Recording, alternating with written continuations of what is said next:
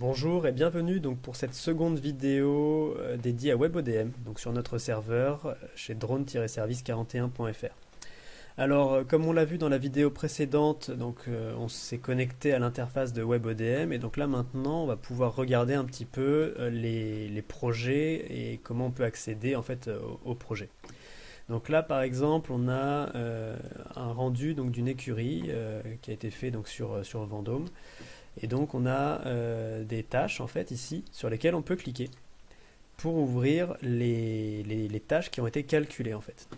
Donc ce qu'on peut voir ici, c'est qu'on a trois tâches qui ont été faites, une tâche plus faite pour le volume, une autre pour le DSM DTM, j'expliquerai plus tard ce que c'est, et une tâche de haute résolution avec un certain nombre de photos à chaque fois. Donc là il y a eu 200 photos de prise qui ont été calculées, enfin rendues en fait via WebODM en tant que serveur.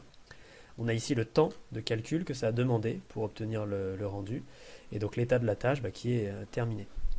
Si on ouvre la haute résolution, on va commencer par celle-là, on va avoir le choix entre afficher la carte ou afficher le modèle 3D. Donc c'est deux choses distinctes. Si on affiche la carte, je clique dessus, on va afficher en fait une vue, donc une orthophoto, c'est-à-dire une projection verticale de la zone qui a été prise en photo. Et donc là, on peut zoomer pas mal et on voit en fait les différents éléments qui ont été pris avec le drone. Donc on a une bonne résolution et donc ça nous permet de pouvoir bien voir ce qui a été pris. Donc très pratique pour faire un suivi, par exemple sur plusieurs années ou plusieurs mois d'évolution, de parcelles ou je ne sais pas.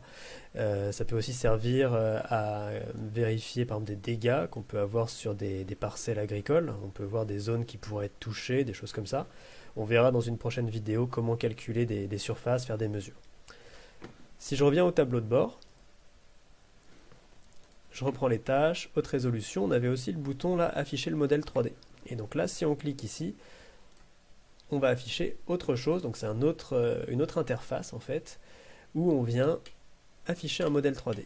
Donc là, clic gauche permet de faire pivoter la vue quand on maintient le clic gauche, et clic droite permet de se déplacer dans la vue latéralement en fait. Pour afficher une belle résolution, on va aller dans modèle de texture ici et afficher le modèle. Donc ça prend un petit peu de temps à calculer, ce qui est normal. Il faut faire le rendu en fait, le rendu des textures sur l'affichage. Et donc là voilà, on a le rendu 3D du lieu en fait qui a été pris. Donc on observe une bonne résolution, donc ça dépend évidemment du drone, ça dépend de si le rendu a été convenablement fait, etc. Et ça va nous servir de base par exemple pour faire des mesures. Là on voit déjà ici qu'on a une sorte de mesure partielle de surface de toiture qui prend en compte les pentes des volumes et donc nous permet vraiment de coller à la réalité pour faire des calculs de surface. Voilà. Donc de la même manière, sur ce champ on peut faire la même chose.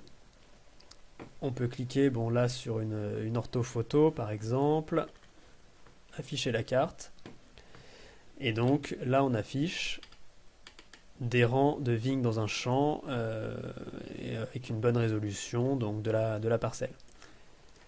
On va pas aller plus loin donc sur cette première vidéo, enfin cette deuxième vidéo qui nous permet de comprendre un petit peu comment on charge un projet, comment on ouvre les tâches et comment ensuite on affiche soit la carte soit le modèle 3D. On fera des mesures, ce genre de choses dans une prochaine vidéo. Merci et à bientôt.